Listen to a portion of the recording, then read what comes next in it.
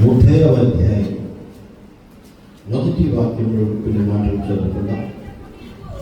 మరియు ధూపము వేయుటకు నీవు ఒక వేదికను చేయవలను, తుమ్మకరతో దాన్ని చేయవలను. దాని పొడుగు ఒక మూల, దాని వెడల్పు ఒక మూల, అది చచ్చౌకముగా ఉండవలను. దాని ఎత్తు 2 మూరలు, దాని కొమ్ములు దానితో ఏకాండమై ఉండవలను. దాని పై భాగమునకును 4 ప్రక్కలకును దాని కొమ్ములకును మేలిమి బంగారు రేకులు పొదిగించి దానికి చుట్టూ బంగారు జవను చేయవలను. దాని చెవకు దిగువను దానికి 2 బంగారు ఉంగరములు చేయవలను. దాని 2 ప్రక్కల యందు దాని 2 మూలల మీద వాటిని ఉంచవలను. అవి దాని మోత కర్రలకు స్థలము. ఆ మోత కర్రలను తుమ్మకర్రతో చేసి వాటికి బంగారు రేకు పొదిగింపవలను. సాక్ష్యపు మందసము ధనులు అగ్రతల ఎదుట, అనగా శాసనముల మీది కరుణాపీఠం ఎదుట నీవు దానిని ఉంచవలను. అక్కడ నేను నిన్ను కలిసికొన్నాను. చాలు. దయచేసి స్థలంలోంచి ప్రార్థన చేసుకున్నా. చదవమైనటువంటి వాక్యం ద్వారా ఈ ఉదయకాలం ప్రభు మనతో మాట్లాడినట్లుగా ప్రార్థన చేద్దాం. పరిశుద్ధుడా, దయగలిగిన మా పరలోక ప్రభావ మీ పాదాలకు స్తోత్రాలు, వందనాలు చెల్లిస్తున్నామయ్యా. ఇదిగో తండ్రి, ఈ ఉదయకాలం మీ సన్నిధికి వచ్చిన ప్రతి బిడ్డను అయ్యా ప్రత్యేక రీతిగా మీరు దర్శించమని ప్రార్థిస్తున్నాను. ఈ ప్రాంగణమంతా ప్రభావ మీరు మహిమతో నింపండి. ఏ అపవాదికి ఇక్కడ అధికారం లేకుండా సహాయం చేయండి. అపవాది శక్తులను, చీకటి శక్తులను, దురాత్మ శక్తులను నజరేయుడైన యేసు క్రీస్తు వారి నామములో తొలగిపోమని ఆజ్ఞాపిస్తున్నాను. అపవాది క్రియలన్నీ యేసు క్రీస్తు వారి నామములో లయమైపోవునుగా. అయ్యా మీ సన్నిధిని మంతుడుగా ఉంచండి. వినగలిగిన చెవును, గ్రహించగలిగిన మనసు ప్రతి బిడ్డకు మీరు దయచేయండి. యేసు క్రీస్తు వారి అతి శ్రేష్టమైన నామములో ప్రార్థన చేసి వేడుకుంటున్నాము పరమ తండ్రి. ఆమేన్. అందరూ చేతులెత్తి దేవునికి స్తోత్రం చెల్లిద్దాం. హల్లెలూయా. చప్పట్లు కొట్టి దేవుని కనపడతాం. గట్టిగా చప్పట్లు కొట్టి దేవుని కనపడతాం. దేవుని బిడ్డలారా, ధూప వేదిక అనేది మనం ప్రత్యక్ష గుడారంలో పరిశుద్ధ స్థలంలో మనం చూస్తాం. గత వారాల్లో మనసాన్ని గురించి, కరుణాపీఠాన్ని గురించి, కరుణాపీఠం మీద ఉన్నటువంటి కెరూబులను గురించి మనం ధ్యానం చేసుకున్నాం. అది అతి పరిశుద్ధ స్థలం. ఇప్పుడు మనం ధ్యానం చేసుకునే ధూప వేదిక ఎక్కడుంటుంది అని మనం దేవుని వాక్యంలో గమనిస్తే అది పరిశుద్ధ స్థలంలో కరుణాపీఠములకు అతి సమీపముగా ఉంటుంది అని దేవుని లేఖనాలు తెలియజేస్తున్నాను. దేవునికి స్తోత్రం చెల్లిద్దాం. హల్లెలూయా. దేవుడు దాన్ని ఏ విధంగా చేయాలో దైవజనుడైన మోషేకు తెలియజేస్తున్నాను. ఏ విధంగా చేయాలంటే ఒక వేదిక వలె, ధూప వేదిక వలె దాన్ని చేయాలి. దాన్ని ఎలాగ చేయాలంటే తుమ్మకర్రతో చేయాలి. ఇంకా శ్రేష్టమైనవి లేవా? దానికంటే శ్రేష్టమైనవి లేవా? తుమ్మకర్ర కంటే. ఈ ధూప వేదికను దేవుడు తుమ్మకర్రతోనే చేయమంటున్నాడు. ఎందుకని? తుమ్మకర్ర నిండా ఏముంటాయి? ముళ్ళు ఉంటాయి. ముళ్ళు ఏం చేస్తాయి? చెప్పండి. ముళ్ళు ఏం చేస్తాయి? కూర్చుంటాయి. గాయపరుస్తాయి, బాధపరుస్తాయి, హింసిస్తాయి, వేధిస్తాయి. కానీ ఇలాంటి తుంభకర్రనే దేవుడు కోరుకుంటున్నాడు. ఎందుకు తుంభకర్రని కోరుకుంటున్నాడంటే, ఈ తుంభకర్ర ఎవరిని సూచిస్తుందంటే పాపములో జీవిస్తున్న మనిషిని చూపిస్తుంది. నీవు నేను ఒక దినాన్ని మనందరూ ఎవరండి చక్రం, ఒక దినాన్ని మనందరూ ఎవరు అంటే తుమ్మకర్రలు.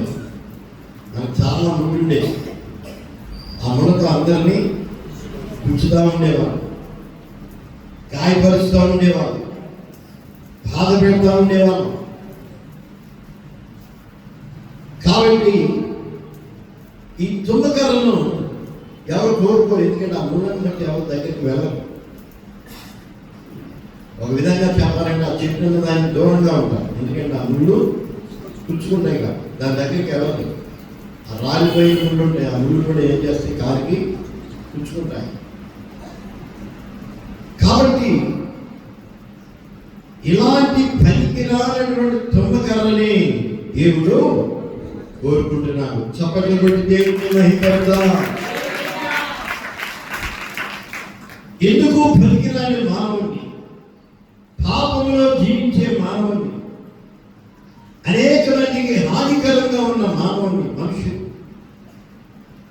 పాపల చేత అనేక మందిని గాయపరిచే మానవుడిని దేవుడు కోరుకొని తనకు దీనిగా చేసుకోవాలనుకుంటున్నట్టు ఒక ధూప వేదికగా మార్చుకోవాలని దేవుడు కోరుకుంటున్నాడు. దేవునికి స్తోత్రం చెల్లిద్దాం.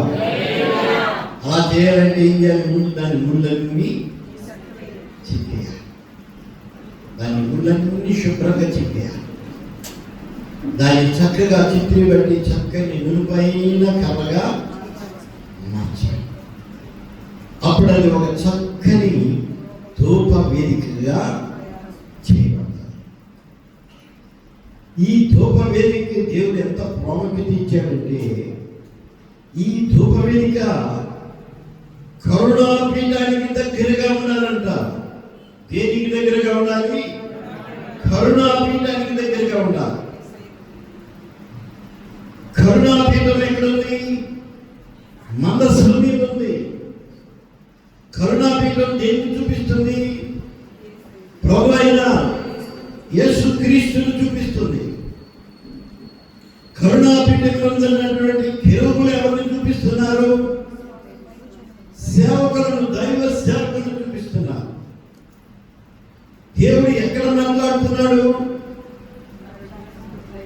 ఆ మనస్సు మీద ఉన్న కరుణాపీఠం మీద ఉన్నటువంటి రెండు కెరూబుల రెక్కల మధ్యలో నుండి దేవుడు మాట్లాడుతున్నాడు. అక్కడ షకీనా, దేవుని మహిమ అక్కడ ప్రచురిస్తుంది. దానికి దగ్గరగా ఏముండాలని దేవుడు కోరుతున్నాడు? ఏముండాలంటే ధూప వేదిక ఉండాలి. దేవునికి స్తోత్రం చెల్లిద్దాం. హల్లెలూయా. అంత మాత్రమే కాదు, పరిశుద్ధ స్థలంలో కానీ అతి పరిశుద్ధ స్థలంలో కానీ ఉన్నటువంటి వస్తువులు, పరిశుద్ధమైన వస్తువులు అన్నిటికంటే ఎత్తైనది ఏదంటే ధూప. మనసులో కూడా తెచ్చిన దీపవృక్షం కూడా సన్నిధి రొట్టెల కల్ల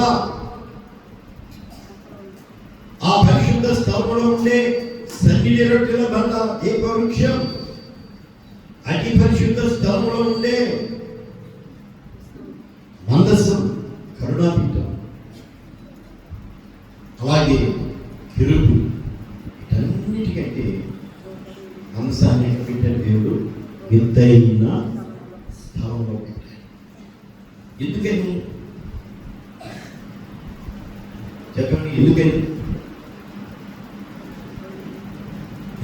దేవుడు దాని ఎత్తుని ఎక్కువ పెట్టమని దేవుడు చెప్పాడంటే, ధూప వేదిక దేన్ని చూపిస్తుందంటే, ఒక విశ్వాసి యొక్క ప్రార్థన జీవితాన్ని, ఒక భక్తుని యొక్క ప్రార్థన జీవితాన్ని, ఒక సేవకుని యొక్క ప్రార్థన జీవితాన్ని, ఈ ప్రార్థన జీవితాన్ని చూపించేదే ధూప వేదిక. దేవుడు మనలో ఏం కోరుతున్నాడంటే, అన్నిటికంటే మనలో ఉన్న గుణలక్షణాలు అన్నిటికంటే, మంచి లక్షణాలు అన్నిటికంటే ఉన్నతంగా ఉండాలని కోరుకునేది ఏంటంటే ప్రార్థన జీవితం. నీలో ప్రార్థన జీవితం ఉన్నతమైనదిగా ఉండాలని దేవుడు కోరుతున్నాడు. ఒక ఉన్నతమైన ప్రార్థన జీవితాన్ని నీవు కలిగి ఉండాలని, కరుణాపీఠానికి నీవు అతి సమీపముగా నీవు ఉండాలి. అంటే అర్థం ఏంటంటే, ప్రార్థించేవాడు దేవునికి దగ్గరగా. ఇక్కడ ఆవరణ ఉంది, ఆవరణలో ఏమున్నాయి? ఇత్తడి బలిపీఠం ఉంది, నేలతో నింపబడిన గంగాలం ఉంది, పరిశుద్ధ స్థలంలో ఎన్ని వస్తువులు ఉన్నాయి. కానీ కరుణాపీఠానికి అతి సమీపంగా పెట్టిన వస్తువు ఏంటంటే ధూప వేదిక. ఇది ఎలాగ చేయబడాలో ఇక్కడ పరిశుద్ధాత్మ దేవుడిని తెలియజేస్తున్నారు. దాని పొడవు ఒక మూడు ఉండాలంట, వెడల్పు ఒక మూడు ఉండాలంట, ఎత్తు 2 మూరలో ఉండాలి అని దేవుడు చెప్పాడు. అదేవిధంగా దానికి కొమ్ములు ఉండాలి, 4 పక్కల ఏముండాలి? దానికి కొమ్ములు ఏకాంతంగా ఉన్నటువంటి కొమ్ములు ఉండాలి. దానికి ఇరుపక్కల 2 బంగారపు ఉంగరములు పెట్టాలి. ఇలా ఉంటాయి కదా, 4 మూడు, ఇక్కడ పొంగరం, ఇక్కడ పొంగరం, ఇక్కడ పొంగరం, ఇక్కడ. దాన్ని మోయడానికై 2 మోతకర్రలు తుమ్మకర్రతోనే చేయాలి. ఇంకొక తుమ్మకర్రతోని ఆ ముళ్ళన్నీ చెక్కి శుభ్రం చేసి నింపుగా చేసి దానికి బంగారు రేకులు తొడిగించి చక్కగా అలంకరించి ఈ ఉంగరాల్లో ఈ మోతకర్రలను కూర్చోవచ్చు. ఎందుకంటే ప్రత్యక్ష కూడా తీసుకుని వెళ్ళేటప్పుడు ఏం చేయాలి? ఈ యొక్క తూపు వేదికను నీటి చోటకు మోసుకొని వెళ్ళాలి. కాబట్టి దాన్ని ఏ విధంగా చేయాలో దేవుడు చెప్పారు. ఈ యొక్క మోతకర్రలు బంగారు రేకుతో తొలగించబడాలి. దేవుడు అంట అక్కడ కలుసుకుంటాడు. ఎక్కడంటే 30వ అధ్యాయం 6వ వచనం. నిర్గమాకాండం 30వ అధ్యాయం 6వ వచనం. మరలా చదువు. సాక్ష్యపు మందసమునందు అడ్డ తెర ఎదుట, అనగా శాసనుడి కరుణాపీఠం ఎదుట నీవు దాన్ని ఉంచవలెను. అక్కడ నేను నిన్ను కలుసుకున్నాను. అక్కడ నీ ప్రార్థన దేవుడు వింటాడు. దేవునికి స్తోత్రం చెల్లిద్దాం. హల్లెలూయా. కాబట్టి అహరోను ఏం చేయాలంటే, ఉదయము సాయంత్రము దాని మీద ఏం వేయాలి? ధూపం వేయాలి. ఇది యాజకుని బాధ్యత. ఈ పరిశుద్ధ స్థలంలోకి వచ్చి యాజకుడు ఉదయాన్నే వచ్చి ఏం చేస్తాడంటే, దీపాలన్నీ సరి చేస్తుంటాడు. ఎక్కడ కొడిగట్టుంటే దాన్ని కత్తిరించి చక్కగా నూనె తక్కువైతే నూనె పూసి వాటిని సరి చేస్తూ ఉంటాడు. అప్పుడు ఏం చేయాలి? ఉదయం వచ్చినప్పుడు దీని మీద ధూపవేదిక మీద ధూపము వేయాలి. మరలా సాయంకాలం వస్తాడు. సాయంకాలం వచ్చినప్పుడు కూడా ఈ ధూపవేదిక మీద ఏం వేయాలి? ధూపము వేయాలి. అంటే ప్రతి దినము ఎన్నిసార్లు ధూపం వేయాలి? దీని మీద 2 సార్లు ధూపం తప్పనిసరిగా వేయాలి. దీని మీదంట అన్య ధూపం వేయకూడదంట. ఏ ధూపం వేయకూడదు? అన్య ధూపం అంటే ఏంటంటే, అన్య ధూపం అంటే అర్థం ఇక్కడ వేసే ధూపము కొరకు అగ్ని ఎక్కడి నుండి తీసుకొని రాబడుతుందంటే బలిపీఠం మీద నుండి అగ్ని తీసుకొని రాబడుతుంది. ఆ ఇద్దరి బలిపీఠం మీద ఉన్నటువంటి అగ్ని తీసుకొని వచ్చి దాని మీద ఏం వేస్తాడు? ధూపము. ఆ బలిపీఠం మీద నుండి అగ్ని తీసుకురావాలి, కానీ వేరొక అగ్నిని తీసుకొని, నా పొయ్యి మండుతుందండి, మంచి ముగ్గురు ఉన్నాయి, మా పొయ్యిలో చేస్తానని పోతుంది అన్నీ తక్కువ. ఎక్కడి నుండి తీసుకుని రావడం కాదు, ఎక్కడి నుండి రావాలి, ఖచ్చితంగా బలిపీఠం మీద ఉన్న అగ్నిని తీసుకొని రావాలి. ఎందుకంటే ఆ బలిపీఠం మీద ఉన్నటువంటి అగ్ని దేవుని చేత మండించబడుతున్నటువంటి పరిశుద్ధాత్మ అగ్ని. దేవునికి స్తోత్రం చెల్లిద్దాం. హల్లెలూయా. ఇది తరతరములకు కట్టడానికి దేవుడు చెప్తున్నాడు. తరతరములకు కట్టడం ఇశ్రాయేలు అంటే ప్రత్యక్ష గుడారం ఉన్నంతకాలం, దేవుని మందిరం ఉన్నంతకాలం ప్రతి దినము దేవుడు చెప్పినట్టు యాజకుడు వచ్చి ఉదయకాలము దాని మీద ఏం వేయాలి? ధూపం వేయాలి. సాయంకాలం కూడా దాని మీద ఏం వేయాలి? ధూపము వేయాలి. దేవునికి స్తోత్రం చెల్లిద్దాం. హల్లెలూయా. కాబట్టి ధూపమే క్రొత్త నిబంధనలో ప్రార్థన. ఒక విశ్వాసికి ప్రాముఖ్యమైనది ఏమిటి? ఒక విశ్వాసి కలిగి ఉండవలసినటువంటి ప్రాముఖ్యమైన లక్షణం ఏంటి చెప్పండి? ప్రార్థన. నీకు దేవుడు దేవుడితో కొలుస్తాడంటే నీ ప్రార్థనతోనే దేవుడు నిన్ను కొలుస్తాడు. నీకు ఎంత ప్రార్థన ఉంటే అంత ఆశీర్వాదం నీకు ఇస్తాడు దేవుడు. ఎంత ప్రార్థన జీవితం ఉంటే అంత విశ్వాసం నీకు పెరుగుతుంది. ఎంత ప్రార్థన జీవితం నీకుంటే అంత దేవునికి దగ్గరగా నీవు జీవిస్తావు. ఎంత ప్రార్థన జీవితం ఉంటే ఎప్పుడు గడబోల స్వరంలో అయినా చెప్పండి రెప్పపాటులో నీవు దేవుని దగ్గర. కాబట్టి ఈ ధూప వేదిక ఇంత ప్రాముఖ్యత ఇవ్వబడి, ఇది ధూప వేదిక తెలుగులో ఉంది, కానీ ఆంగ్లంలో ఏముందంటే బలిపీఠం అని ఉంది. దీన్ని ఏమైనా వర్ణించాడంటే బలిపీఠం అని వర్ణించాడు.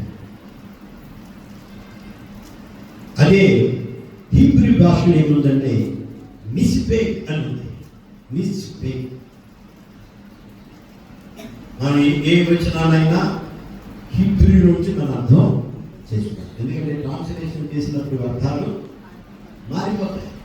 మీరే అర్థాలు మనకు సరిపోయే పదాలు పెట్టుకుంటారు, ఆ భాషకి సరిపోయే పదాలు పెట్టుకుంటారు. కానీ మనం ఒరిజినల్ హీబ్రూలో చూసినప్పుడు మిస్బేక్ అనగా బలిపీఠము అనే అర్థంతో ధూపవేదిక వ్రాయబడింది. దేవునికి స్తోత్రం చెల్లిద్దాం. హల్లెలూయా. ఎందుకని దీనికి ఈ యొక్క టైటిల్ హీబ్రూలో ఇవ్వబడిందంటే మిస్బేక్ అనే టైటిల్ ఎందుకు ఇవ్వబడిందంటే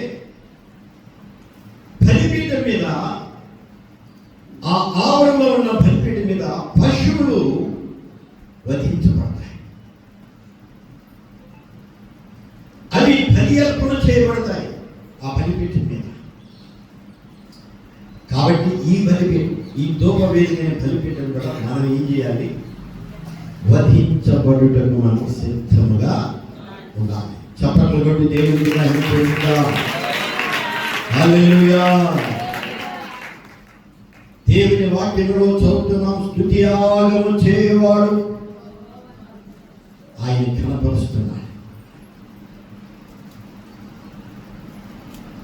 కాబట్టి ఈ స్తుతి యాగము అనేది ఎలాంటిదో ప్రార్థన కూడా ఒక యాగము. ప్రార్థన కూడా ఒక యాగం. అంటే అర్థం ఏంటి?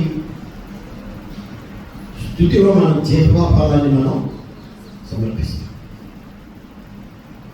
ఒక సమర్పణ ఉండాలి, ఒక త్యాగం ఉండాలి. కాబట్టి ఈ ధూప వేదికని, ఈ బలిపీఠం మీద ప్రార్థన కూడా ఒక త్యాగపూర్వకమైనటువంటి ప్రార్థనగా ఉండాలని దేవుడు కోరుతున్నాడు. త్యాగపూర్వకమైనటువంటి ప్రార్థన. ఆ ప్రత్యక్ష గుడారంలో ఆ యొక్క కోడి కానీ గొర్రె కానీ ఏ విధంగా వధించబడుతుందో ఆ విధంగా ప్రార్థనలో నీవు ప్రాణార్పణ చేయడానికి కూడా నీవు సిద్ధముగా ఉండాలి. దేవునికి స్తోత్రం చెల్లిద్దాం. హల్లెలూయా. కాబట్టి స్తుతి యాగం లాగానే ప్రార్థన కూడా ఒక యాగమే. ఇది దేవునికి ఇష్టమైనటువంటి యాగం. స్తుతి యాగం ఎలాగైతే దేవునికి ఇష్టమైందో మనం చేసే ప్రార్థన యాగం కూడా దేవునికి ఎంతో ఇష్టమే. ఇంపైన శ్వాస. యాజకుడు వచ్చి ఆ పొగేస్తుంటే పొగ ఎక్కడికి వెళ్ళిపోతున్నది చెప్పండి, పైకి వెళ్ళిపోతుంది. అదంటే దేవునికి ఇంపైన శ్వాసగా ఉంటుంది. కాబట్టి కొత్త నిబంధనలో మనం ఏం చేయాలి? ప్రార్థననే యాగము ద్వారా మనం ధూపము వేయాలి. ఈ ప్రార్థన పైకి వెళ్ళి దేవుని దగ్గర నుండి మనకి ఏం తీసుకొని వస్తుందంటే ఆశీర్వాదము తీసుకొని వస్తుంది. దేవుని దగ్గర నుండి జవాబులను తీసుకొని వస్తుంది. దేవుని దగ్గర నుండి వచ్చే ఆ ఆశీర్వాదాలు మనకి ఏమిస్తాయంటే విజయాన్ని కలుగు చేస్తాయి. దేవునికి స్తోత్రం చెల్లిద్దాం. హల్లెలూయా. కాబట్టి ఎందుకు మనం సృష్టించబడ్డాం? ఎందుకు మనం రక్షించబడ్డాం? ఎందుకు మనం దేవుని చేత పిలువబడ్డాం? ఎందుకు మనం దేవుని చేత ఒక ప్రత్యేకమైన జనాంగంగా మనం ఏర్పాటు చేసుకోబడ్డాం? ఈ లోకంలో ఉన్న వాళ్ళందరూ దేవుడు కోరుకున్నాడా? అందరూ ఎక్కడున్నారు? వాళ్ళు లోకంలో ఉన్నారు, పాపంలో ఉన్నారు, శాపంలో ఉన్నారు. భయంకరమైన పాపం జీవితంతో శాపాన్ని అనుభవిస్తూ నరకానికి సిద్ధపడుతున్నారు. కానీ నిన్ను నన్ను దేవుడు ప్రేమించి ఆ యొక్క పాప శాపము నుండి మనం విడిపించి ఈ పవిత్రమైన మార్గంలో, నీతి మార్గంలో దేవుడు మనల్ని తీసుకొని వచ్చాడు. ఈ పరిశుద్ధమైన మార్గంలో నీవు నడవాలని, నేను పరిశుద్ధిని కనుక మీరు కూడా పరిశుద్ధులుగానే ఉండాలని దేవుడు కోరుకొని మనం రక్షించుకున్నాడు. దేవుడి ఉద్దేశం ఏంటంటే నీవు నేను ఆయనకి ఏ యాగం అర్పించాలి? స్తుతి యాగం అర్పించాలి. ప్రార్థనని యాగాన్ని మనం దేవునికి నిత్యము అర్పిస్తూ ఉండాలి. ఇది దేవునికి మహిమకరమే, దేవునికి ఇష్టమే. కాబట్టి ఒక భక్తుడు అన్నాడు, ప్రార్థించేవాడు పాపము చేయలేడంట. పాపము చేసేవాడు ఏం చేయలేడు? ప్రార్థన చేయలేడు. పాపంలో ప్రార్థన నడుస్తుందా? నడవదండి. ఇంకా పాపంలో ఉన్నవాడు ఏం చేస్తాడు? ప్రార్థన చేద్దామని మోహించుకుని సైతాన్ని చెప్పాడు. చేసిన వాడికి దాన్ని లేడు. ఎందుకంటే నీ సంగతి వాడికి బాగా తెలుసు కదా. కాబట్టి ప్రార్థన మనకి పాపానికి దూరంగా ఉంచుతుంది. ఒకవేళ నువ్వు పాపంలో ఉన్నావా, నువ్వు ప్రార్థనకు దూరంగా ఉండేటట్టుగా సాతాను నీకు దూరంగా నీవే దూరం అయిపోతావు. కాబట్టి దేవుని ఏర్పాటు చొప్పున, దేవుని సంకల్పం చొప్పున మనం ఎందుకు పిలువబడ్డామో, ఎందుకు ఏర్పాటు చేసుకోబడ్డామో, ఎందుకు రక్షించబడ్డామో, ఆయన సొత్తుగా, ఆయన ప్రజలుగా, ఆయన జనాంగంగా మనం ఎందుకున్నామో ఆ ఉద్దేశాన్ని నెరవేర్చాలంటే నేను నిత్యము ధూపం వేసే అనుభవాన్ని నీవు, ప్రార్థించే అనుభవాన్ని నీవు, దేవుడు మనకు పాదాలు ఇచ్చాడు. ఎందుకంటే స్వార్థ కొరకు తిరగడం. దేవుడు మనకు మోకాలు ఇచ్చాడు. ఎందుకు ఇచ్చాడు? మోకాలు ఎందుకు ఇచ్చాడు? ప్రార్థన చేయాలి. దేవునికి స్తోత్రం చెల్లిద్దాం. ఏది గొప్పది? పాదాలు గొప్పవే, మోకాలు గొప్పవే? చెప్పండి చెప్పండి, ఈ గొప్ప నువ్వు పాదాలు దగ్గర చాలా చోట్లకి వెళ్ళాను నేను. చాలా బిజీ పనులు ఉన్నాయి, అవన్నీ తిరిగి రావాలి. పాదాలే గొప్ప ఏంటి అంటావా? చాలా మంది బోధకులు కానీ, స్వార్థులు కానీ, మాస్టర్లు కానీ పాదాలకి ఎక్కువ ప్రాముఖ్యత ఇస్తారు. ఎందుకంటే వాళ్ళు పనికి సువార్త చేస్తారు. సువార్త ప్రకటించడానికి పాదములు పర్వతముల మీద శుద్ధమైన కానీ పరిగెడుతూ ఉంటారు. మంచిదే, కానీ దేవుడు పాదాలను చూడలేదండి. దేని చూస్తున్నాడంట? మోకాలను చూస్తున్నాడంట. చప్పట్లు పెట్టి దేవుడికి నువ్వు ఎంత స్వార్థ చెప్పావో, ఎంత స్వార్థ ప్రకటించావో, ఎన్ని స్థలాలకు వెళ్ళావో, ఇది దేవుడు చూడడం లేదు. దేవుడు చూసేది ఏంటంటే నీ మోకాలు ఎలా ఉంచుతున్నావో, ఏ విధంగా ప్రార్థన చేస్తున్నావో, నీ ప్రార్థన జీవితం ఎలాగుందో, నీ ప్రార్థన అనుభవం ఎలాగుందో దేవుడు నీ మోకాళ్ళను చూస్తున్నాడు. అంటే పాదాలు ఇంపార్టెంట్ కాదని నేను చెప్తున్నాను. దానికంటే మోకాల జీవితం ఎంతో ప్రాముఖ్యం. జాన్ హైడ్ అనే భక్తుడు ఎప్పుడు మోకాల నుండి ప్రార్థన చేశారు.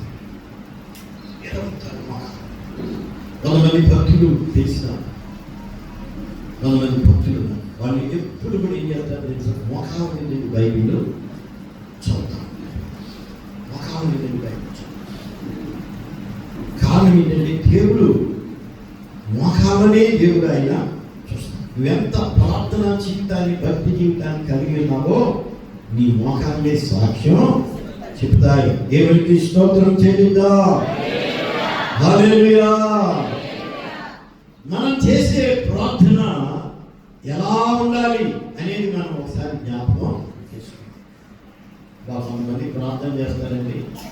ఈ ప్రార్థన అంటారు శుంకరి, ఈ ప్రార్థన రెండు ప్రార్థనలు ఉన్నాయి కదా. పరిచయ్యని ప్రార్థన, పరిచయ్యి ప్రార్థన. కొంతమంది ప్రార్థన పరిచయ, కొంతమంది ప్రార్థన అయితే శుంకరి. పరిచయ ప్రార్థన ఎలా ఉంది? అతిశయంతో కూడి హెచ్చించుకొని తను తాను దేవుని దగ్గర తానే పొగుడుకుంటున్నాడు. ఎవరు పొగడక్కర్లాగా ఉన్నాడు, తానే పొగుడుకుంటాడు. పరిచయ ప్రార్థన. శుంకరి ప్రార్థన అయితే ఆకాశం వైపు కన్నుడెత్తుటకైనను ధైర్యము. ఆకాశం దేవుని వైపు చూడడానికి భయపడుతుంది. ఎందుకంటే బాధ్యతని గ్రహించాను. ఏ యోగ్యత నాకు లేదు అని గ్రహించాను. ఏ అర్హత నాకు లేదని గ్రహించాను. ఈ రోజు కూడా మనం రక్షించబడింది మన యోగ్యతను బట్టి కాదు. మనకి ఏ అర్హత లేదు. కేవలం ఆయన కృప చొప్పునే మనము రక్షించబడ్డాం. కేవలం ఆయన కృప చొప్పునే పాపం నుంచి విడిపించబడ్డాం. కేవలం ఆయన కృప చొప్పునే మనం ఎన్నుకోబడ్డాం, పిలువబడ్డాం, ఏర్పాటు చేసుకోబడ్డాం. మనం ప్రత్యేకమైన ప్రతి మనం లోకంలో ఉన్న మనుషులు లాంటి మనుషులు కాదని మనం గుర్తుంచుకోవాలి. ముందు మనకు ఆ జ్ఞానం ఉండాలి. మనం అందరిలాంటి వాళ్ళం కాదు. అందరిలాగా నేను చూడకూడదు, అందరిలాగా నేను మాట్లాడకూడదు, అందరిలాగా నేను ప్రవర్తించకూడదు. నా జీవితం ప్రత్యేకమైంది. దేవుడు నన్ను ప్రత్యేకపరిచాడు. నన్ను ఆయన ఒక ప్రత్యేకమైన ఉద్దేశంతో ఎన్నుకున్నాడు, పిలుచుకున్నాడనే జ్ఞానం మనకి.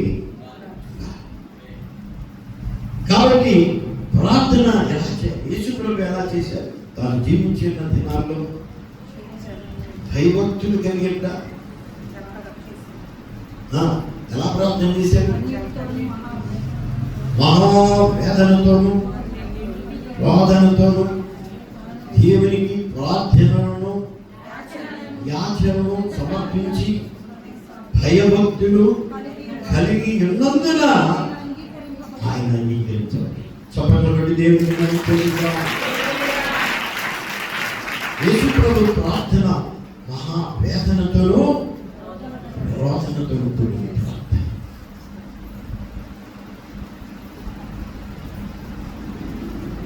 కాబట్టి యేసు ప్రభు మనకు ఒక మాదిరిని చూపిస్తున్నాడు ప్రార్థన ఏ విధంగా చేయాలో. శిష్యులకు ప్రార్థన చేయడం వచ్చు, కానీ ఏ ప్రార్థన మనం చేసిన ప్రార్థనలో వాళ్ళు చేస్తారు.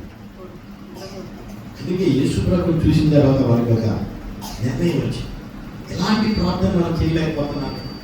శోధించే ప్రార్థన, వేధించే ప్రార్థన, రక్తం కారునంతగా, చెమట రక్తముగా మారినంతగా చేసే ప్రార్థన మనం చేయలేకపోతున్నాం.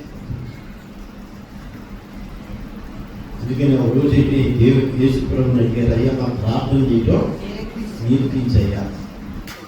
నాకు అర్థమైపోయింది. ఏం అర్థమైపోయింది? నాకు ప్రార్థన చేయడం రావడం లేదు. ఈరోజు చాలా మందికి చాలా సంవత్సరాల విశ్వాస జీవితం ఉంటుంది, కానీ ప్రార్థన చేయడం మాత్రం రాదు.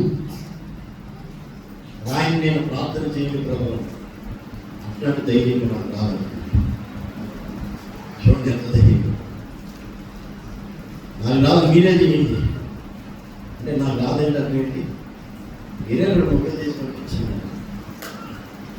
కొంతమంది ప్రార్థన రాదు. నేను ప్రార్థన చేయకపోతే ఎట్లాగా?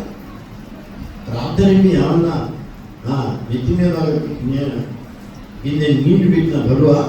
ప్రార్థన అంటే ఏంటంటే మనకి ఏం కావాలో దేవుని తండ్రిని మనం అడగడమే, యాచించడమే. తండ్రి ఇది నాకు, యేసయ్యా ఇది నాకు కావాలి. నీ అవసరాన్ని చెప్పుకోవాలి, నీ పరిస్థితి చెప్పుకోవాలి, నీ పాపాన్ని ఒప్పుకోవాలి. ప్రభుని క్షమాపణ. ఇదేం కాదు, కష్టం విద్యగా. కొంతమంది ప్రార్థన చేయడం అంటే అదేదో కొంతమంది పండితులు మాత్రమే వచ్చిందని, మనకి రాదని మౌనంగా ఉంటారు.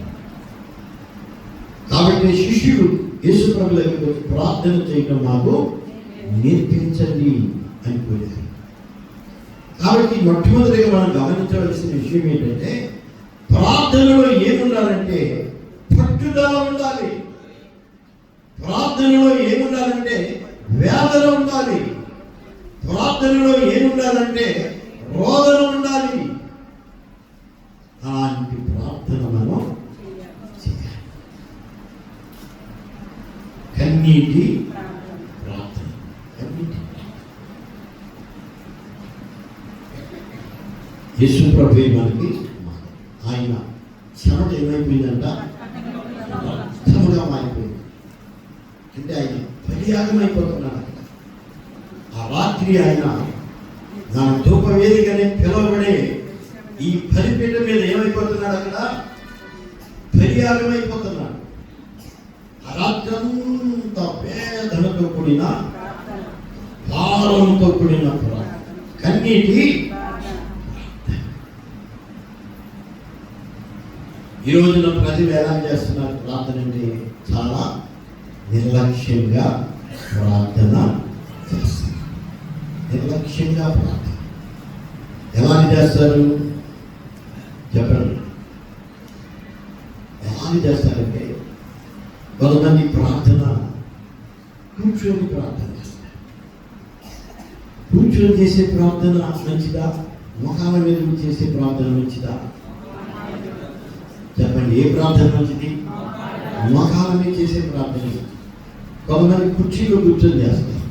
ఏ ప్రార్థన మంచిది? కుర్చీలో కూర్చొని చేసే ప్రార్థన మంచిదా? మోకాల మీద చేసే ప్రార్థన మంచిదా? మోకాల మీద చేసే ప్రార్థనే మంచిది. ఈ రోజున ప్రజలు ఏం కోరుకుంటున్నారంటే సుఖాన్ని కోరుకున్నారు. మోకాలు వంచడానికి ఒప్పుకోవడం లేదు. కానీ దేవుని వాక్యం ఏముంటుంది? ప్రతి నాలుక ఆయన దేవుడని ఒప్పుకోవాలి. ప్రతి మోకాలు ఆయన నామములో వంగాలి. మోకాలు వంగాలంటే వంగల మీద గట్టిగా ఉంచైనా మోహించాలి. నేను నాకు పెద్ద వయసు అయింది ఉండలేకపోతున్నాను, కనీసం ఒక 2 నిమిషాలు పడి 3 నిమిషాలైనా మోకాల మీద ఉండలేవా? కాబట్టి చాలా మంది ఇప్పుడు పెద్దోళ్ళు కాదండి, ఎవరు తిరిగితే మోకాలు ఉండదు. పెద్దోళ్ళు ఉండట్లేదండి పాపం, వయసు అనుకోవచ్చు. ఎవరు తిరిగే మోకాలు ఉండట్లేదు. ఏంటంటే గర్వం, అతిశయం. ఏ మోకరించాలా? దిశయ్య కాపాడేది సరిపోతుంది. కొంతమంది మంత్రాలను నిలబెడతారు. మంత్రాలను చెప్పేసి అయిపోయింది ప్రార్థన అనుకుంటారు. ప్రార్థన అంటే మంత్రాలాగా కుర్చీ మీద కూర్చొని చేసేది, ఆయన మంచం మీద కూర్చొని చేసేది, జ్ఞానం మీద కూర్చొని చేసేది ప్రార్థన కాదు. మోకాళ్ళ మీద చేసిన ప్రార్థనే నిజమైన ప్రార్థన. దేవుడు ఏం ఆశిస్తున్నాడంటే నీ హృదయాన్ని దేవుని దగ్గర నీవు కుమ్మరించాలి. నీ హృదయాన్ని కుమ్మరించి ప్రార్థన చేయాలి. ప్రార్థన అంటే ఒక యుద్ధం. యుద్ధంలోకి వెళ్ళేవాడు ఏం చేస్తాడు? అన్నిటికీ సిద్ధం అంటారు. చావడానికైనా యుద్ధంలోకి వెళ్ళే వ్యక్తి అట వెనుతిరిగి చూడకూడదంట. శత్రువు ఏం చూపించకూడదు? వెన్ను చూపించకూడదు. ముఖమే చూపించాలి కానీ వెన్ను పెడితే ఏంటి అర్థం చెప్పండి? ఓడిపోయా. ఈ వీధి కనపడగానే వాడు ఏమనుకుంటాడు? ఓడిపోయాడు. సాధారణ కూడా ఏం చేస్తాడంటే మనం ఈ ప్రార్థన యుద్ధంలో ఓడించాలని చూస్తాం. కాబట్టి మనం ఎలా చేయాలి? బలంగా యుద్ధము చేయాలి. ఎంతగా మనం చేయాలంటే మనం బలిపీఠం మీద పెట్టబడి చావడానికైనా మనం సిద్ధంగా. యుద్ధోప వేదికను మనం ఏమని పిలుచుకుంటున్నాం? 3వ వాక్యంలో బలిపీఠం. ఈ బలిపీఠం మీద నేను మోకరించి బలియాగం అవడానికి నేను సిద్ధంగా, నీ ప్రాణం అర్పించడానికి కూడా నేను సిద్ధంగా ఉండాలి. దేవునికి స్తోత్రం చెల్లిద్దాం. యేసు ప్రభు చనిపోయిన తర్వాతే ఏ భావం కలిగినానికి పునరుత్థాన ఫలంతో ఆయన లేచాడు. పునరుత్థానపు మహిమతో ఆయన తిరిగి లేచాడు. నువ్వు అనుకోవచ్చు ఈ బలిపీఠం మీద మనం సావడానికి సిద్ధం ఏంటని అనుకోవచ్చు. ఆ అనుభవంలోకి నువ్వు వెళ్తే మళ్ళా నీకు యేసు ప్రభు యొక్క పునరుత్థాన ఫలం కూడా నీకు వస్తుంది. ఆ పునరుత్థాన అనుభవం కూడా నీకు వస్తుంది. ఆ పునరుత్థాన శక్తితో నీవు నింపబడతావు. ప్రార్థనలో పోరాడినప్పుడే మనకు ఏం కలుగుతుందంటే జయము కలుగుతుంది. దేవునికి స్తోత్రం చెల్లిద్దాం. హల్లెలూయా. మనం ఎదిరించాలని సామాన్య ఎంతో ప్రయత్నిస్తాం. వాడికి ఏదైనా పాట పాడటం ఇష్టమేనంట. పాట పాడి బాగా చక్కగా కూర్చొని తింటాడు. నువ్వేం చేసినా వాడికి మంచి ఇష్టమే. కానీ ఒక పని చేస్తే మాత్రం వాడికి తట్టుకోలేడు. ఏ పని అది? మోకాలు ఉంచామంటే వాడికి చూడండి, ముఖం చూడండి. నేను కూడా పారిపోతా అక్కడి నుంచి అంటే పారిపోతాడు. ఎందుకంటే చూడలేడు వాడు, నీ మోకాలు వేసిన వాడు చూడలేడు. కాబట్టి ఇది ఒక పోరాటం, ఒక యుద్ధం. ఈ పోరాటంలో నీవు నిలబడినప్పుడే నీకు ఏం కలుగుతుందంటే గొప్ప జయము నీకు కలుగుతుంది. దానియేలు ప్రతి దినము నమ్మారు మోకరించి ప్రార్థన చేశాడు. ఆ యెరూషలేము వైపు తన గది కిటికీలు తెరిచి ఉంచి ప్రార్థన చేశాడు. ఎందుకని? ఆ యెరూషలేము తట్టు తిరిగి ప్రార్థన చేశాడు. సొలొమోను ప్రార్థన చేశాడు. ఎవరైనా ఇక్కడ ఈ మందిరం తట్టు తిరిగి ప్రార్థన చేస్తే ఆ ప్రార్థన నీవు ఆలకించుకుంటావు. అందుకే ఆ గది కదలకు కట్టి తీసి ఆ యెరూషలేము వైపు తన ముఖాన్ని పెట్టుకొని ప్రార్థన చేశాడు. బాబు ఈ గదికి తెలిసి ఉంచాడేమో, కొంతమంది దొంగలు దొంగి చూశారు. ఈరోజు ప్రార్థన చేస్తున్నారా లేదా? ఈరోజు ఎన్ని గంటలు ప్రార్థన చేశాడు? ఈరోజు 3 సార్లు చేశాడా, 2 సార్లు చేశాడు? దొంగలు చూస్తున్నాను. ఇంకేం పని లేదు. దానియేలు ప్రార్థన గమనించడమే ఈ పని. సైతాను రిప్రజెంటేటివ్ లాగా వస్తాడు. ప్రతిరోజు 3 సార్లు చేస్తున్నాక ఇట్లా నడిచిపోతాడేమో, వేసి పని చేయాలి అన్నట్టు రోజు వచ్చి చూస్తున్నాడు. కానీ దానియేలు ఏ రోజు కూడా ప్రార్థన మానినవాడు కాదు. చప్పట్లు కొట్టి దేవుడిగా ఎందుకంటే ఇది ఒక ప్రతిష్ట, ఇది ఒక పోరాటం, ఇది ఒక యుద్ధంలో మనమే గెలవాలి కానీ సాతాను గెలవకూడదు. సాతాను గారి కళ్ళు పడిపోయింది. ఏం చేయాలో అర్థపడేది.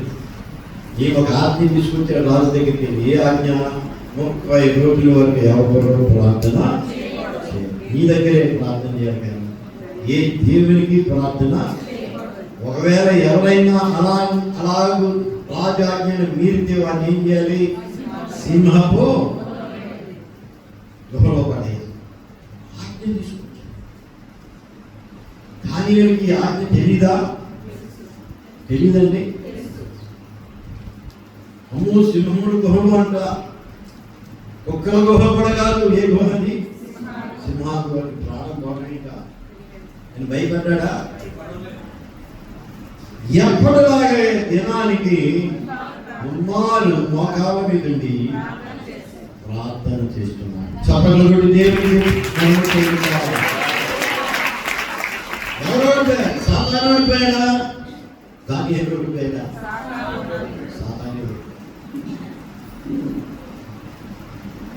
దానియేలు సింహాలకు భయపడి ప్రార్థన చేయలేదు. ఇక్కడ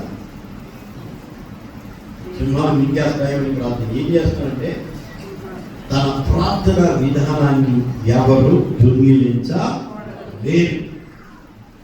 ఏ సాధారణ దొంగిలించలేదు. ఏ రాజాజ్ఞ ఈ ప్రతిష్టతను దొంగిలించలేదు. ఆపలేదని రుజువు చేసి ఆ యుద్ధంలో ఎవరి మీద గెలిచాడు? సాతాను మీద. రాజు మీద కాదు. ఎవరి మీద గెలిచాడు? సాతాను మీద గెలిచాడు. దేవుడికి స్తోత్రం చెల్లిద్దాం. హల్లెలూయా.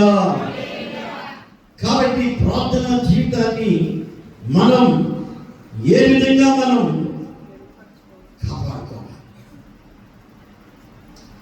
ఈ ప్రార్థన బలమైనటువంటి ప్రార్థనగా ఉండాలి అని దేవుడు కోరుతున్నాడు. ఇది బలిపీఠం మీద నుండి తీసుకువచ్చిన అగ్నితోనే ఈ ధూపం వేయబడాలి కానీ అన్య అగ్నిని దీని మీద వేయకూడదు అని దేవుడి వాక్యము తెలియజేస్తుంది. మనందరికి తెలుసు నాదాబు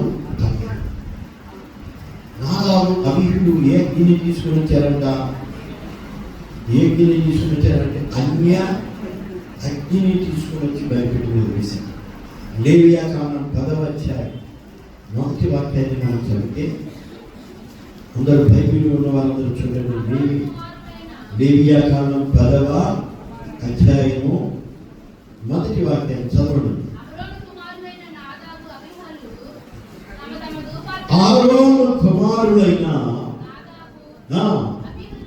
నాదాబు అబీహుడు తమ దుపార్తులను తీసుకొని వాటిలో నిప్పులుంచి వాటి మీద ధూపద్రవ్యం వేసి యెహోవా తమకు ఆజ్ఞాపింపని వేరొక అగ్నిని ఆయన సన్నిధికి తేగా యెహోవా సన్నిధిలో నుండి అగ్ని బయలుదేరి వారిని కాల్చివేసెను.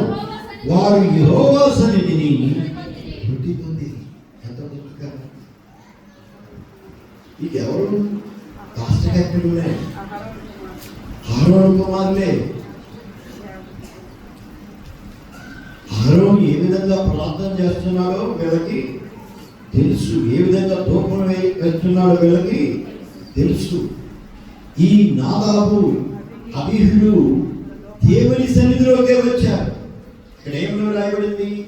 అబీహు, నాదాబు, అబీహు తమ దుపాటును తీసుకొని వాటిలో నిపుణించి వాటి మీద ధూప ద్రవ్యము వేసి వేరొక అగ్నిని ఆయన సన్నిధికి ఆయన సన్నిధిలోకి వచ్చారు. కానీ అగ్ని మాత్రం ఏంటి? అగ్ని వేరే బలిపీఠం మీద మండిన అగ్ని, బలిపీఠం మీద నుప్పుడు కాదంటాడు. వేరొక అగ్ని తీసుకుని వచ్చి ధూపం వేసారు. అప్పుడు ఏమైందంట? యెహోవా సన్నిధి నుండి అసలైన అగ్ని దిగి వచ్చింది. యెహోవా సన్నిధి నుండి అసలైన అగ్ని దిగి వచ్చి వాళ్ళు ఏం చేసింది? కాల్చి వేసింది. అహరోను ఏమన్నా అన్నాడా? ఇదేంటయ్యా, నేను ఎంత సేవ చేస్తుంటే నా మీదైనా నీ కనికరం లేదా? నా మీదైనా నీకు జాలి లేదా? నా పిల్లలైన కూడా నీవు చూడలేదేంటి? కనీసం కన్సెషన్ మంచిగా. నేను పాపం విషయంలో దేవుడు ఎక్కడ ఎవరికి కన్సెషన్? నువ్వెవరైనా సరే పాపము పాపమే, తప్పు తప్పే, అపరాధము అపరాధమే, నువ్వు ఒప్పుకోవాల్సిందే. తప్పుకోవడానికి వీలు లేదు. అతిక్రమములు దాచిపెట్టేవాడు వర్ధిల్లడు, వాటిని ఒప్పుకొని విడిచిపెట్టేవాడు. ఎవరైనా సరే తప్పుకోవడానికి వీలు. ఇలా అనుకున్నాను, మేము అహరోను గారి పిల్లడం కదా, నేను నా ఇష్టం అనుకున్నాను. వేరొక అగ్నిని తీసుకొని వచ్చి దాని మీద పెట్టారంట. అసలైన అగ్ని ఎక్కడి నుంచి బయలుదేరిందంట? మా డూప్లికేట్ అగ్నిని దహించడానికి అసలైన అగ్ని పర్వతం నుంచి దేవుని సన్నిధిలోకి వచ్చి దీన్ని ఏం చేసిందంట? కాల్చి వేసింది. దేవునికి స్తోత్రం చెల్లిద్దాం. హల్లెలూయా. కాబట్టి ఈ రోజున మనం ఏ అగ్నిని తీసుకొని వచ్చి దేవునికి అర్పిస్తున్నాం? ఈ బలిపీఠం మీద, ఈ ధూపవేదిక మీద మన ప్రార్థన, మన భక్తి ఏ విధంగా ఉంటుందో మనం జ్ఞాపకం చేసుకోవాలి. బలిపీఠం మీద నుండే ఈ అగ్ని తీసుకొని వచ్చి ధూపం వేయాలి, కానీ వేరొక అగ్నిని తీసుకొని రాకూడదు. దేవునికి స్తోత్రం చెల్లిద్దాం. హల్లెలూయా. ఇద్దరి బలిపీఠం మీద ఉన్న ఆ దహన బలి దేవుని అగ్ని చేత దహించబడుతున్నారు. ఇద్దరి బలిపీఠం మీద ఉన్నటువంటి ఆ అగ్ని దేవుని సన్నిధి నుండి వచ్చే అగ్ని. ఇద్దరి ఏది తెలియజేస్తుందంటే త్యాగాన్ని తెలియజేస్తుంది. నీ ప్రార్థనలో ఏముండాలి? త్యాగం ఉండాలి. త్యాగం లేని ప్రార్థన నిజమైన యాగం కాదు అని గుర్తుంచుకోవాలి. త్యాగం లేని ప్రార్థన. కొంతమంది నిద్రపోతా కూడా ప్రార్థన చేస్తానే ఉంటారు.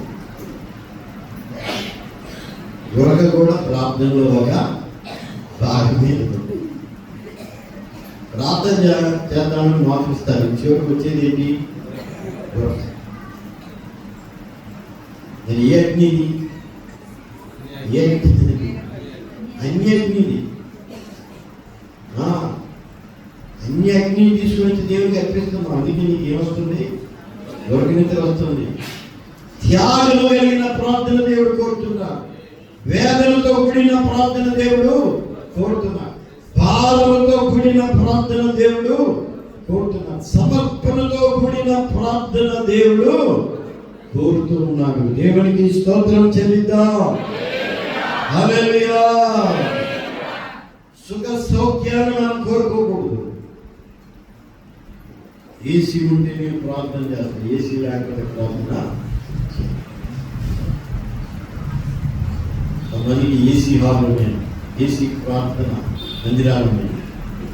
అనుకోండి, విజయవాడ ఉన్నాయి, అప్పుడప్పుడు వేస్తాను. ఆ ఏసీ ఎగిపోతే ఏమంటారు?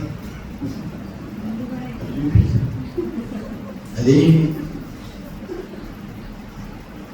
అది లేకపోతే ఏమవుతావు? ప్రార్థన నడదు. ఏం దేవా, అన్నీ వేసి దేవునికి స్తోత్రం చేస్తాం. హల్లెలూయా.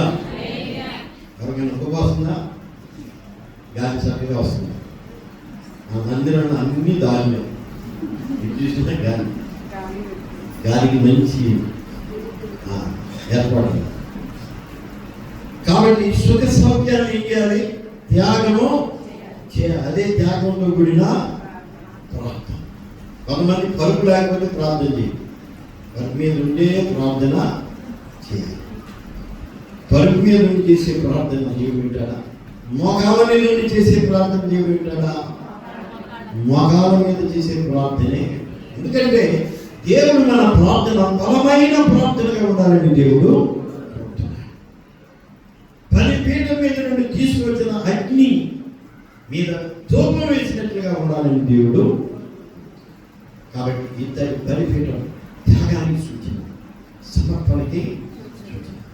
త్యాగం సమర్పణ లేకుండా దేవుడు మన ప్రార్థన మొట్టమొదటిగా ఏం చేయాలంటే, మన ప్రార్థన దేవుడు వినాలంటే మొట్టమొదటి మనం ఏం చేయాలి? నీ ప్రార్థన దేవుడు వినాలంటే నువ్వు మొట్టమొదటి చేయవలసిన పని ఏంటి? గట్టిగా బిగ్గరగా ప్రార్థన చేయాలి. అంతేనా? బిగ్గరగా ప్రార్థన చేసి దేవుడు నీ ప్రార్థనలో మొట్టమొదటిగా ఉండవలసిన లక్ష్యం ఏంటంటే, నీ పాపాన్ని మొట్టమొదట నీవు దేవుని దగ్గర ఒప్పుకోవాలి. అది ప్రార్థనలో ఉన్న మొదటి లక్ష్యం. ఏది గుర్తు వచ్చినా, అది చిన్నదే కానీ పెద్దదే కానీ, గుర్తు వచ్చిన వెంటనే అయ్యా నేను పాపిని అని నీవు ఒప్పుకోవాలి. దేవునికి స్తోత్రం చెల్లిద్దాం. హల్లెలూయా. కొంతమంది అంట పాపిని అని అంటానే ఉంటారంట. ఒక రహస్య పాపం మాత్రం దాన్ని పక్కన దాచుకొని ఉంటారు. నేను ఇప్పటికైనా పనికి వస్తాను. ఏం చేస్తారు? దాన్ని ఒక పక్కన స్టోర్లో మీరు వాళ్ళు దాచుకుంటారు. బయటికి మీరంట ఈ మిగిలిన అన్ని ఏటు జడ్డు ఒప్పుకుంటారంట. కానీ ఒక రహస్య పాపం ఉంటుందే, అది మాత్రం వీళ్ళు అమాయకులా తెలియనట్టు, మర్చిపోయినట్టు, మర్చిపోయినట్టు, అది మాత్రం ఒప్పుకోరు. దాన్ని ఏమన్నారు? రహస్య. అంటే ఏమనుకుంటారు? దేవుడికి కూడా తెలియదు అనుకుంటున్నాడు. మనుషుడికి తెలియకపోతే దేవుడికి తెలీదా? మనుషుడికి తెలియకపోతే దేవుడికి తెలీదా? అమాయకులు ఏమనుకుంటారంటే దేవుడికి తెలియదు, నేను అన్నీ ఒప్పుకుంటున్నాను అనుకుంటున్నాను. నువ్వు అన్నీ ఒప్పుకుంటున్నావు బాగానే ఉంది, కానీ దేవుడు అదే చూస్తాడు. అది బయటికి ఏదది? ఆ రహస్య పాపాన్ని బయటికి తీయని దేవుడు అడుగుతాడు. నీ పాపం అంటే నీకు దేవునికి మధ్య అడ్డుగోడగా నేను పడుతున్నాను. కాబట్టి జాగ్రత్త. ఏదో దూపం వేస్తున్నాను, దూపం వేదిక దగ్గరకు వచ్చాను, సమర్పిస్తున్నాను అని నీవు అనుకుంటే నీ పాపమే దేవునికి నీకు అడ్డుగా ఉందేమో. కాబట్టి నీవేం చేయాలి? మొట్టమొదటిగా నీ పాపాన్ని దేవుని దగ్గర నీవు ఒప్పుకోవాలి. దేవునికి స్తోత్రం చెల్లిద్దాం.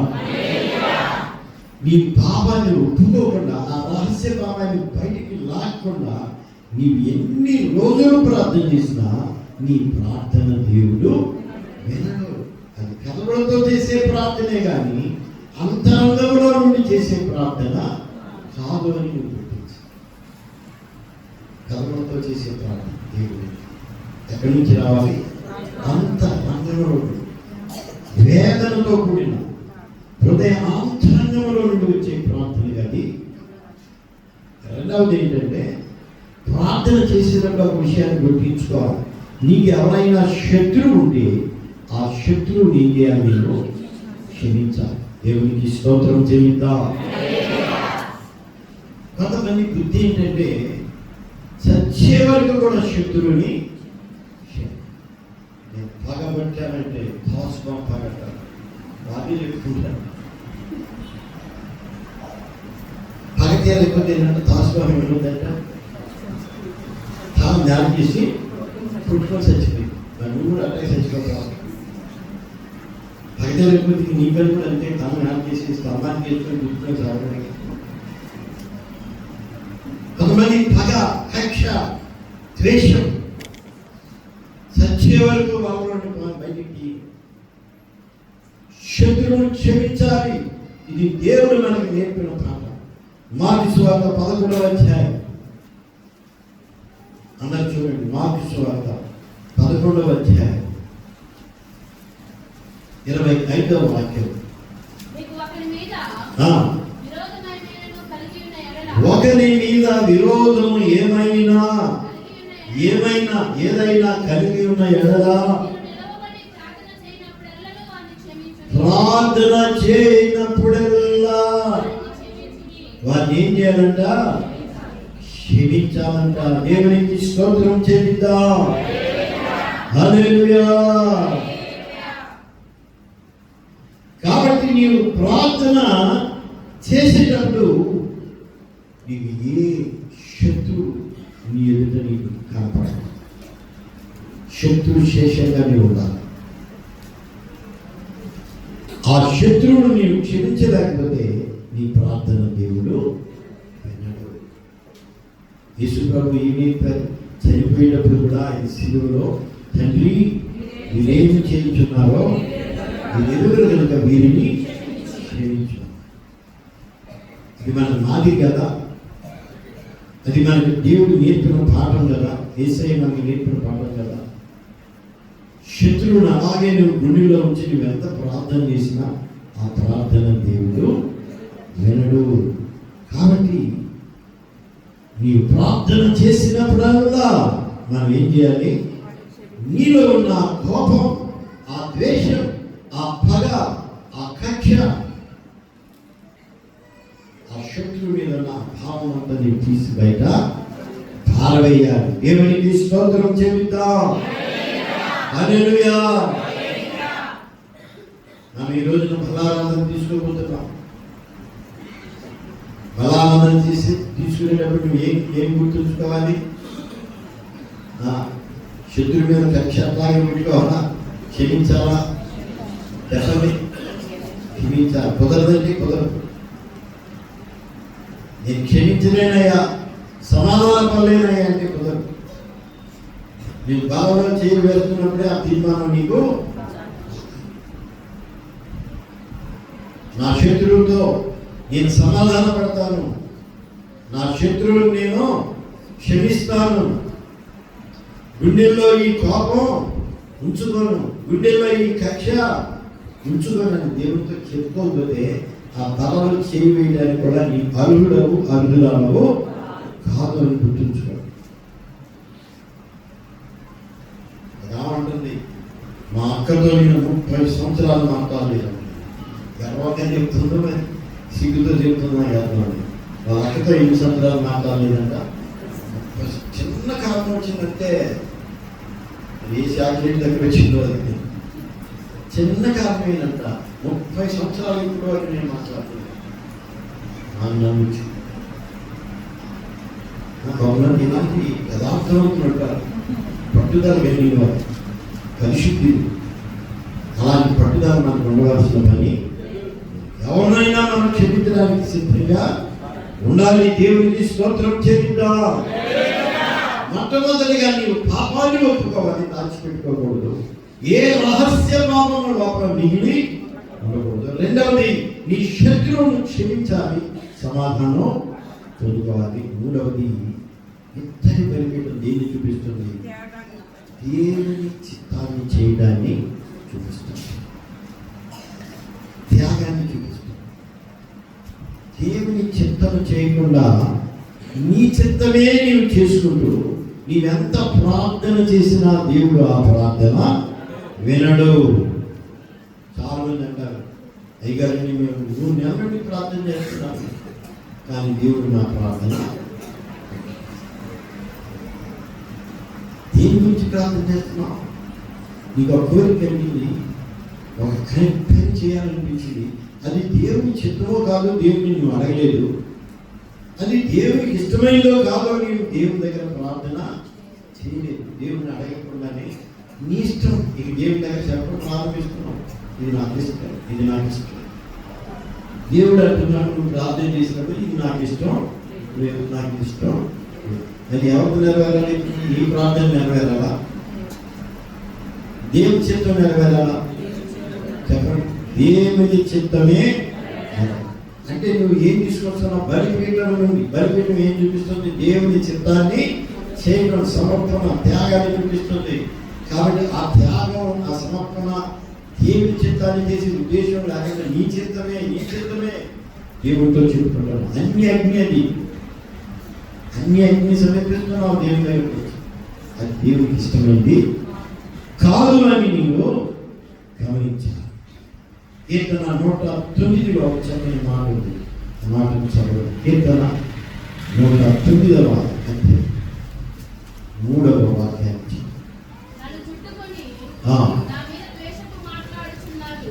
నన్ను చుట్టుకొని నా మీద ద్వేషపు మాటలు మాట్లాడుచున్నారు,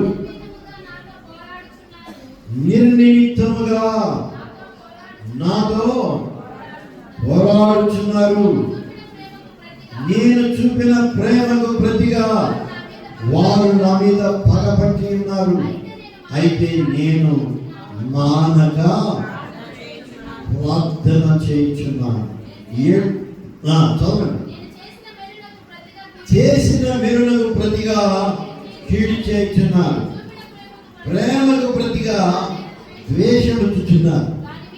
వాని మీద భక్తిహీనుని అధికారిగా ఉంచు, అపవాది వాని కుడి ప్రక్కన నిల్చును గాక.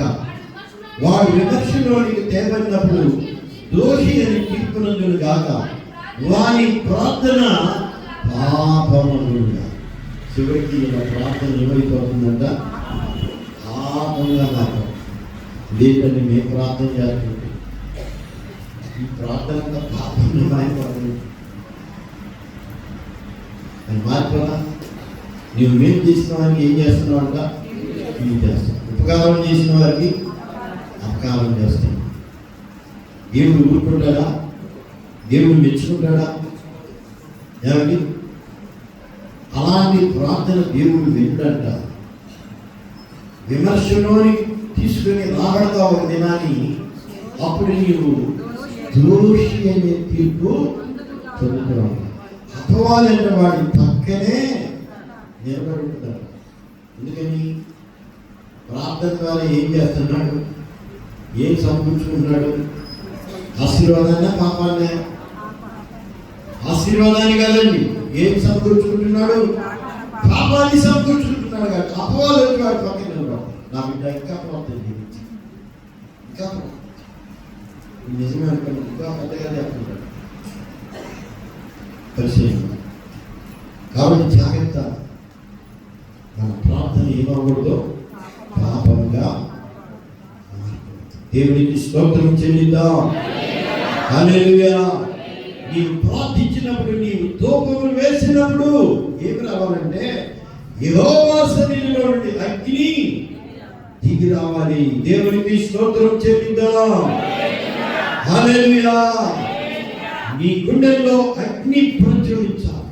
నీ గుండెల్లో మంటలేగా దేవుని అగ్ని వచ్చి నీ గుండెల్లో మంట. అది నిజమైన. అంతేగాని నీ ప్రార్థన పాపముగా. దేవుడు ఎందుకని ఎత్తైన స్థలంలో దీన్ని ఉంచాడు? ధూపవేదికని ఎందుకని దీన్ని అతి పరిశుద్ధ స్థలానికి దగ్గరగా ఉంటుందని దేవుడు చెప్పాడు. అన్ని కొరతలిచ్చిన దేవుడు దీనికి ఒక మోడ ఎక్కువ పెట్టుకుని ఉంచాడు. ఇదే నీ ఆత్మీయ జీవితం అన్నిటికంటే ప్రార్థన ఉన్నతమైనదిగా ఉండాలి. ఆ ధూప వేదిక వలె ఆ పరిశుద్ధ స్థలములో, అతి పరిశుద్ధ స్థలములో అక్కడున్న పరిశుద్ధమైన వస్తువులన్నిటిలో కూడా ఎత్తైనదిగా ఈ ధూప వేదిక. ఒక విధంగా బలిపీఠం నీ వరకు ఏర్పాటు చేయాలి. కాబట్టి సమర్పణ కలిగిన ప్రార్థనలు మనం చేద్దాం. త్యాగం కలిగిన ప్రార్థన చేద్దాం.